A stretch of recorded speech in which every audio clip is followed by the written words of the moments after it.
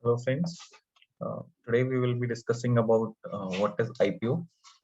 So we have made a small PPT on that and we will take you through that. So IPO is an initial public offer that refers to the process of offering of sales from a private company to the public company. So it is more of like when a private company, when they want to raise money, they will come up with an IPO. This process is known as initial public offering. So this, when a company is offering shares, it can be done in the two ways. So either it can be a fresh issue, friends, or it can be an OFS. So fresh issue is when company wants to raise the capital, but they are issuing fresh shares, and the amount that will be raised, that will go to the company, and the company can use it for various of their purposes. It may be for their working capital, it may be for their debt reduction, it may be for their capital expansion, maybe capacity enhancements, or so all those kind of purposes it can be done. The second is offer for sale. It is like when some of the promoters or maybe other investors, they are selling their shares and to the public. So the money that will be raised, that will not go to the company in this case. So suppose we have seen the Zomato's IPO. Zomato IPO, some 9,000 crores was raised. Out of that, 375 crores around, that was OFS. So that was done by Naukri.com or InfoEdge. So the 375 crores went to them directly as cash. The rest of the amount has gone to company. They will be in company's reserves, and they will use it for the various purposes they may have told about in the DRHP at the time of issue. So as we talked about DRHP is draft red herring prospects, is an offer document that is preliminary registration document prepared by the merchant banker. So this document, friends, this document is having all the information about the company, their last 3 years of financials, the information about their competitors, the information about the industry, the information about how the company got started, and is there any litigation with the company, and what are the risks the business can have. So all that kind of information is in this document will be there. And my suggestion, friends, if you're seriously interested in some companies, or if you seriously want to invest in some company like with some serious amount, so just go through this document. You will get a lot of information from here, and that will help you in making a decision that will be a well-informed decision uh, about the investment. Otherwise, most of the time it's an speculation, and we don't want to go into speculations. So that is one of the point. So now coming to the IPO, how we can apply. So we can apply through ASBA also. You would have heard this term a lot. So ASBA is nothing but application supported by blocked amount. So is an IPO application process. So what happens, friends, ASBA, when you apply through the ASBA, so your particular amount in the bank that gets blocked, amount is not debited. If you get the shares of the particular company where you have applied, the amount will get debited at that particular time, not before that. Okay. So the ASBA can be two types. We'll see that also. So eligibility criteria for ASBA, it is available only for Indian residential investors. You should have a valid PAN, obviously. You should have a trading account, obviously, because once if you are allotted shares, the shares will come into the demat accounts only. It cannot come into a bank account. So that's all. You should have the particular amount also. Definitely, if you're not having amount, and if you're allotted the shares, bank won't be able to deduct the amount. So these are the few requirement for the ASBA. Now ASBA can be online ASBA also. Now most of the investors like us, they do application online, and the ASBA can be offline also, where we fill the form and we go to the bank and just give it to the bank, and then bank blocks the amount. So that these are the two main types of ASBA applications.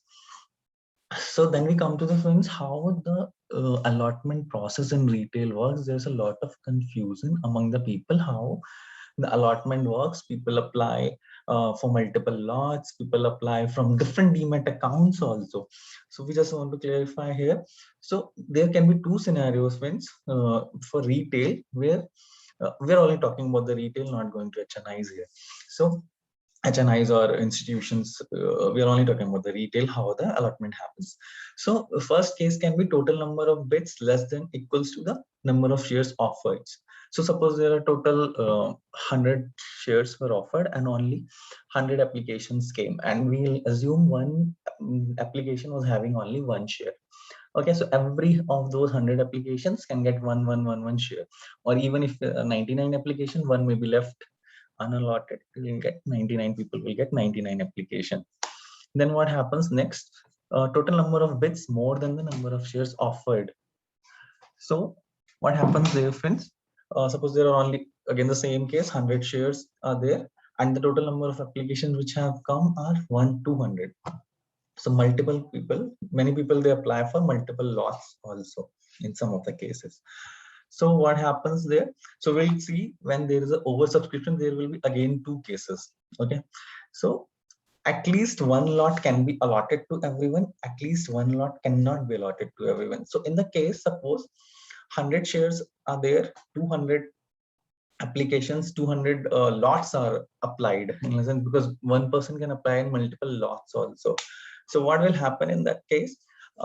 If at least one lot can be allotted to everyone, they will apply allot one lot to everyone. Rest of the people who have applied more than one lot, then those people will be allotted the shares in pro rata basis.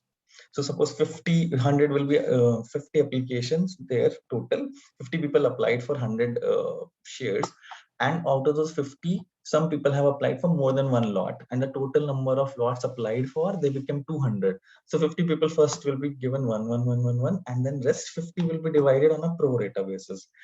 And then the second comes up when at least one lot cannot be allotted. If at least one lot cannot be allotted, then definitely it's going to be a lottery system. So my suggestion, friends, if there's an oversubscription, do not apply for more than one lot, because ultimately it's going to be a lottery based system. So you will be given maximum one lot. So it's unnecessarily blocking your funds there.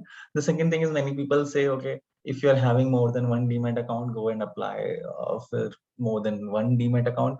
Your chances will be higher. It's nothing like that, friends. The application selection process is completely based on your PAN number. It's not done on your demat number. Just go and ask the people, if it is so, why it should have happened in some of the times, that if they have applied from two demat accounts of the same PAN number, have they ever got two lots for those different accounts? If it's a random, they could have got at least once in a while, but it never happens because the process is completely based on the PAN number. So then, friends, a lot of retail investor, we keep on checking gray market premium. What is the gray market premium, and how, if the gray market premium is higher, we apply. If you're applying for a very short term, maybe on the listing day gains only, gray market, definitely you should check the gray market premium and over subscriptions, how much the subscription is and all those things. Better to apply than on the last day. But if you're a long-term investor, if you're seeing the company's prospects of growth and how the future will look, my suggestion, definitely you should go for DRHP reading. Just give some time there, how the company can grow. Just go through the brokerage reports. Also, many of the brokerages, they publish IPO notes. Also, just Google it, you will find it on Trendline website, on maybe many other websites also. Just go complete your research. And one last thing, friends, just wanted to communicate here. The big money won't be made if you are applying only for listing day gain, because as a retail investor, you will only be getting one lot out of there. And even if it is getting open at 100% of premium, you will only make 15,000. That's not going to change your life. So my serious suggestion is, friends, just go to the DRHP, read all about the company. If you think the company is gonna doing good in the future, just put some good amount there, and then your money will be multiplied. Thanks a lot, friends. Thank you. Thanks a lot. Please subscribe the channel. Please comment. Please like, so we will get encouraged to make more videos to you. Thank you. Thanks a lot, friends.